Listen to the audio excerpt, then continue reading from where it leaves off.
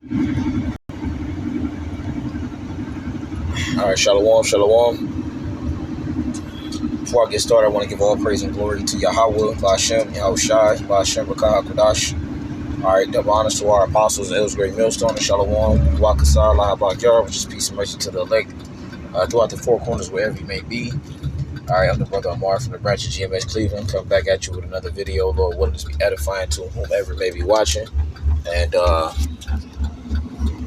just want to get into a lesson speaking about pride and sin and how they go hand in hand. All right, and we got a few verses that was like I highlighted that I wanted to get into. Just want to speak on this. And when you think about what causes sin, is pride. And when you get prideful, if left unchecked, it can result in sin. That's the reason why I say they go hand in hand. All right, so let me start it off right here. And Sirach, also known as Ecclesiasticus, the 10th chapter, verse 7. All right, it says, "Pride is hateful before Yahweh and man, and by both doeth one commit iniquity." So it says, by both doeth one commit iniquity, because, like I just explained in the beginning of the lesson,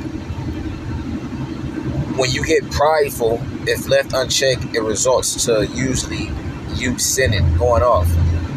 And sin is the after effect, if you will, of pride.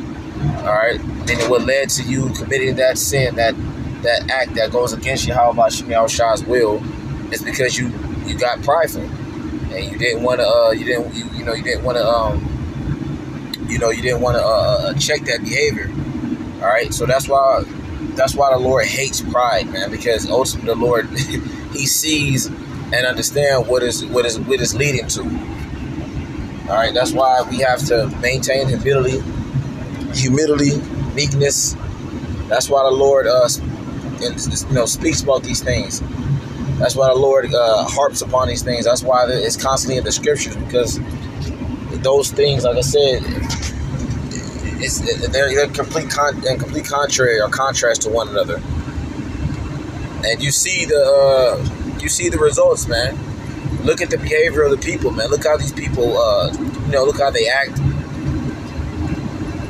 They're full of pride, man. The way the earth is, the current condition, the current state, the mindset of the average person is just puffed up. They're full of pride.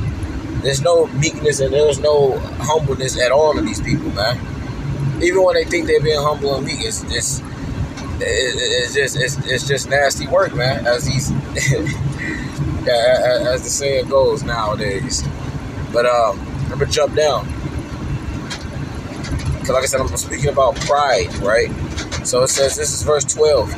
It says the beginning. It says the beginning of pride. This is the beginning of it. It says the beginning of pride is when one departed from Yahweh. So how do you know you're getting prideful, or how do you know the beginning of pride? You'll be able to spot it. It says when one departed from Yahweh and his heart is turned away from his maker. So when you stop, doing the ways, doing the works and doing the ways of Yahweh Shah, performing these laws, statutes, commandments, and just behaving in a way that reflects the scriptures and his mindset, that's when you know you're getting prideful. When you start to go outside of the ways of Yahweh Shah, and we know what the scriptures say. We say, I'm gonna get it real quick, man. You can't. Let me get this real quick. You can't lean upon your own understanding, man. This is Proverbs 3:5. Trust in the Lord with all thy heart, which is your mind, and lean not. It says, and lean not upon. Let me just do this real quick. It's a lot here, man. It says, trust in the Lord with all thy heart, and lean not unto thy own understanding. So you can't lean upon your own understanding. All right, you have to make sure that when you're being overly emotional, because I'm not gonna say emotional because we all have those emotions, but if you're being overly emotional, you have to be able to spot it and check it, and like, okay, am I being overly emotional? Am I applying the scripture to the best of my abilities, regardless of the situation? So that way, you're not in danger of the Lord's judgment. All right. So going back, Sirach, the 10th chapter, bring it back, verse 7 again. So it says, "Pride is hateful before Yahweh and man, and by both doeth one commit iniquity." All right, it's like I read it already. Jumping down to verse 12 again. It says, "The beginning of pride is when one departed from his maker, when one departed from Yahweh, and his heart is turned from his maker." So we got what the beginning of pride is. It says, for pride is the beginning of sin. So verse 12 and 13 are explaining to you the precursors to pride and sin. It says the beginning of pride is when one departed from Yahweh and his heart is turned away from his maker, right? So it says, verse 13, it says, "For pride is the beginning of sin, and he that hath it shall pour out abomination, and therefore the Lord brought upon them strange calamities and overthrew them utterly." So that's what the beginning of pride is. It says, jumping down,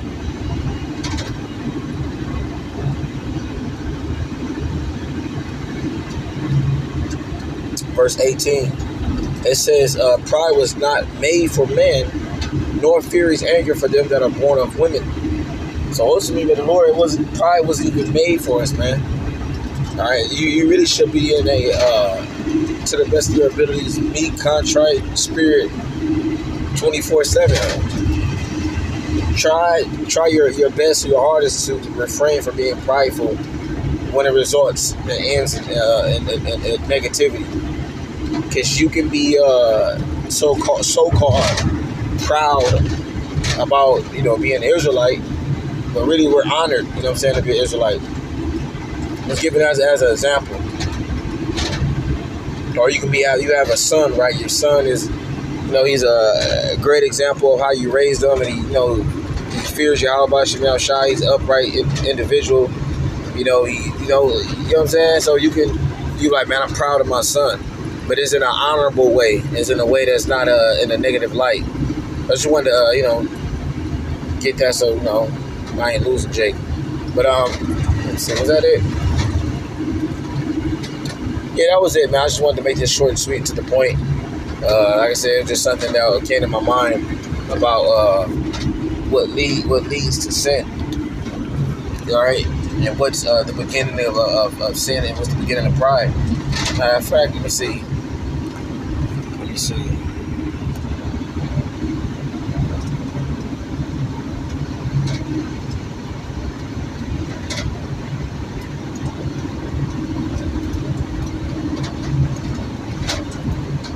Oh, yeah, I'll get this real quick and I'll end it. James chapter 1 and 13. Let no man say when he is tempted, "I am tempted of Yahweh." For Yahweh cannot be tempted with evil, neither tempteth he any man. It says, "But every man is tempted when he is drawn away of his own lust and enticed." And this is what is you departing away from your Yahweh and departing away from your Maker and going after your own lust, which is what resulting in you being prideful, and you ultimately what? The end result of that is sinning, which sin is transgression of the law. So that's what led you to that act. All right, it was steps. It says 14, "But every man is tempted," it says, "when he is drawn away of his own lust and enticed. And then when lust have conceived, and bringeth forth sin. And sin, when it is finished, bringeth forth death," man. So yeah, that and all that is a result of you being what? Prideful. According to Sirach, the 10th chapter. So we just want to make sure we're not being prideful. We just want to keep that honest and meek spirit, contriteness, and make sure you're, obviously going for myself first and foremost, but make sure, you just, being the best version of you and applying the scripture to the best of your abilities, man. So, with that, man, I want to give all praise and glory to Yahweh, Ba'ashem, Yahushai, Ba'ashem, Rakah, Kodash. All right, double honors to our apostles and those great millstone shalom.